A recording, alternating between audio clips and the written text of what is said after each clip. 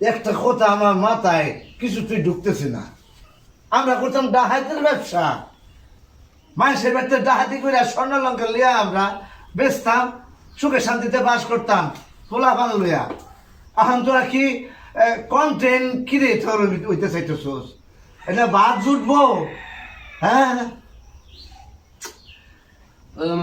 ওস্তাদ, আমি একটা কথা বলি আপনাকে।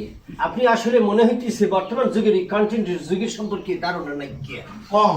শোনেন, আমি বলি, এক নায়ক ছিল ডাকাত, এই যে সে ছবি করতো, হঠাৎ করে ছবি সিনেমা হলে গেছে, 2 দিনের মধ্যে ছবি নেমে গেছে গা, দর্শক তাকে রিজেক্ট করছে। সে বুদ্ধি করে নাকি মনের অজান্তেই ওই একটা অনুষ্ঠানে গিয়ে ডিগবাজি মাইতে দিছে, মাইটা দেওয়ার বলে ভাইরাল হয়ে গেছে গা। এখন তো মনে হয় যে ওই ডিগবাজি দিয়ে সে বিভিন্ন অনুষ্ঠানে কাঁপাইয়া দেখতে আসি, এর মনে করেন সে এটা কিছু বাইক